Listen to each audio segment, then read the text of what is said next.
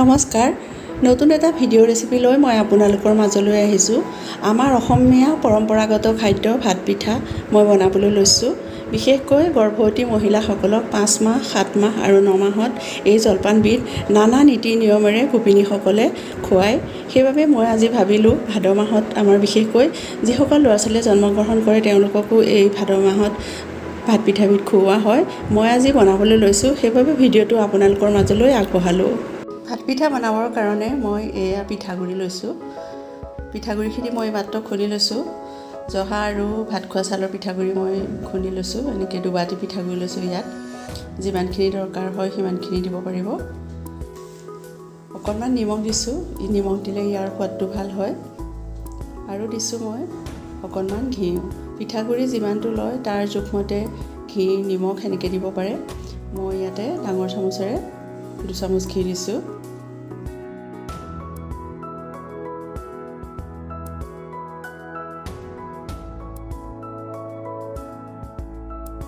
এইখিনি ভালদৰে মই মিক্স কৰি ল'ম। ভাদ মাহত ভাত পিঠা আমি সকলোৱে বনাই খাওঁ, তেনেকৈ খোৱা হয়।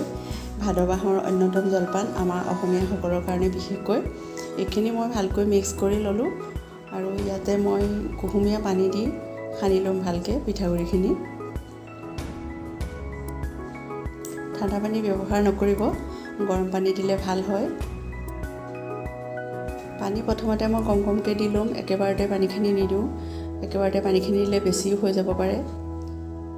ইয়াতে যদি বেছি ঢিলা হয় তেতিয়া আৰু অকণমান পিঠাগুড়ি মিলাব লাগিব, আৰু বেছি টান হ'লে আকৌ অকণমান পানী দিব লাগিব।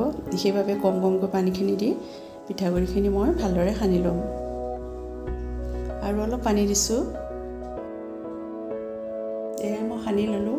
ইমানটো জোখতে মই ৰাখি থ'ম। কোমলকৈ সানিছোঁ চাওকচোন। আনফালে মই চচপেনত অলপ পানী উতলাই ইয়াতে এচামুচ ৰিফাইন তেল দি লৈছোঁ। ৰিফাইন তেল দিলে ভাত পিঠাখিনি এটাৰ গাত আনটো লাগি নাযায়, আৰু পানীখিনি সম্পূৰ্ণ উতলিব লাগিব, তেতিয়াহে বনাবলৈ সুবিধা হ'ব। এইখন লৈছোঁ মই চাটনি পিছা পিছনা হয়, এইখনতে মই আজি ভাত পিঠা বনাম। যদি বাঁহৰ চালনী থাকে তেতিয়া বেছি ভাল হয়। মোৰ হাতত আজি তেনেকৈ সুবিধাজনক চালনী নাই, সেইবাবে মই এইখনতে বনাবলৈ লৈছোঁ ভাত পিঠাখিনি। খুব সাৱধানেৰে বনাব লাগিব, কাৰণ তলত উতলা পানী আছে, পানীখিনি উতলিব লাগিব। মই ইয়াৰে লাডুটোৰ আধাখিনি লৈ লৈছোঁ আৰু খুব সাৱধানেৰে চচপেনটোত মই এইটো ধৰি লৈছোঁ। লাহে লাহে হাতৰ তলুৱাৰ সহায়ত হেঁচি দিছোঁ, আৰু তলফালে পানী উতলা চাব যাতে হাতত জ্বলি নাযায়, হাত জ্বলি নাযায়। তলফালে ওলাই গৈছে ভাত পিঠাবোৰ এটা এটাকৈ, আৰু উতলা পানীত এইখিনি সিজি যাব। বেছি সময় নালাগে, পটককৈ বনাই হয়, কিন্তু চচপেনটোত অলপ সাৱধানেৰে বনাব লাগিব। মাহঁতক, আইতাহঁতক দেখিছিলোঁ ডাঙৰ কেৰাহীত, ডাঙৰ চালনী দি তেনেকৈ ভাত পিঠা বনাইছিলে। আমাৰ তেনেকুৱা সুবিধাজনক বস্তু নাই, সেইবাবে মই এনেকৈয়ে বনাওঁ। যোৱাবাৰো মই এনেকৈ বনাইছিলোঁ, মোৰ চেনেলত এটা ভিডিঅ' দিয়া আছে, যিসকলে চোৱা নাই চাবচোন। এনেকৈয়ে বনাইছিলোঁ মই ভাদ মাহত। ইয়াত তলফালে ওলাই গৈছে ভাত পিঠাখিনি, আৰু মই খুব লাহে লাহে সাৱধানেৰে হেঁচি দিছোঁ।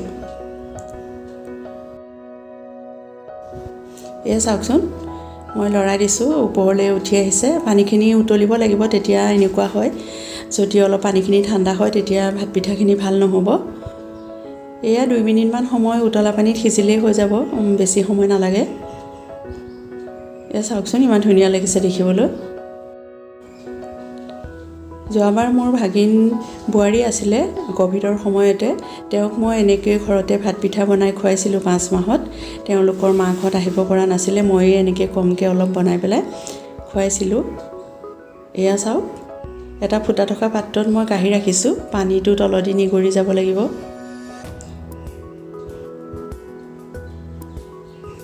এয়া পানীটো যদি থাকি যায় তেতিয়া বেছিকৈ সিজি যাব, তেতিয়া ভাল নহ'ব। সদায় ভাত পিঠা এনেকৈ ফুটা থকা পাত্ৰতহে কাঢ়ি ল'ব লাগে। আগৰ দৰে মই আকৌ দিবলৈ চেষ্টা কৰিছোঁ। খুব সাৱধানেৰে দিব, যাতে পানীখিনি হাতত নালাগে। তলফালৰ পৰা ভাপ ওলাই আছে পানী, উতলা পানী। এনেকৈ আপোনালোকে যদি বনোৱা নাই নিশ্চয় বনাই খাব। এইটো জলপান ঠাণ্ডা হয়, ভাত পিঠা, দৈ, এৱা, ক্ৰীম যিকোনো গাখীৰৰ লগতে খাব পাৰে। এইখিনি মই এতিয়া আকৌ লৰাই দিছোঁ। মই যেতিয়া ভাত পিঠাখিনি দিওঁ তেতিয়া অকণমান গেছটো কমাই লওঁ হাতত লাগিব বুলি, পিছত আকৌ গেছটো বঢ়াই দিলে হৈ গ'ল। এইখিনিও এয়া সিজি গৈছে, 2-3 মিনিটমান সময়তে হৈ যায়। এইখিনিও মই নমাই ল'লোঁ, ভাত পিঠা বনোৱা মোৰ হৈ গ'ল। চাওকচোন কিমান ধুনীয়া লাগিছে দেখিবলৈ। এনেকৈ আপোনালোকে বনাই খাব আৰু ল'ৰা ছোৱালীকো বনাই খুৱাব। আজিকালি ল'ৰা ছোৱালীয়ে এনেকুৱা জলপান ভাত পিঠা চিনি নোপোৱাই হৈছে, সেইবাবে এনেকৈ বনাই খুৱাব।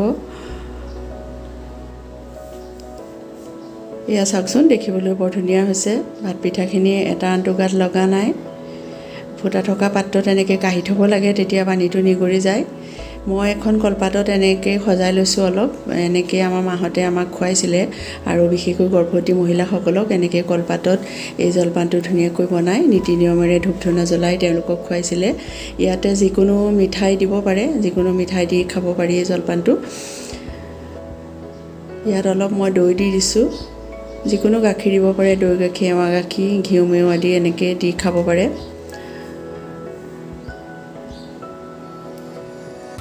অলপ গুড় দিছোঁ, যিসকলে গুড় নাখায় তেওঁলোকে চেনি দি খাবও পাৰে,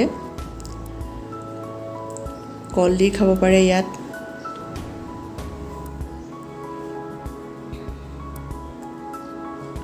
কেইটামান বুন্দিয়া দিছোঁ। মোৰ হাতত বেলেগ মিঠাই নাই আজি, সেইকাৰণে ইয়াৰে কেইটামান মই ইয়াত দি দিছোঁ।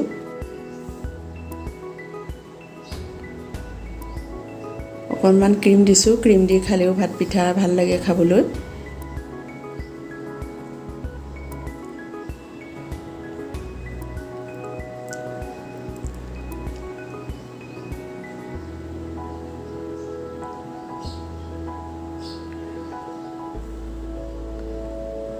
অকণমান মৌ দিছোঁ। আমাৰ মাহঁতে মোৰ ল'ৰাটো জন্মৰ সময়ত এনেকৈ বনাই খুৱাইছিল, আজিও মোৰ মনত আছে সেয়া। জলপানটো চকুৰ আগত ভাহি থাকে সদায়। অকণমান ঘি দিছোঁ। ইয়াতে যিকোনো মিঠাই দি খাব পাৰে। ভিডিঅ'টো শেষলৈকে চোৱাৰ বাবে বহুতো ধন্যবাদ। পুনৰ নতুন এটা ৰেচিপি লৈ আপোনালোকৰ মাজলৈ আহিম।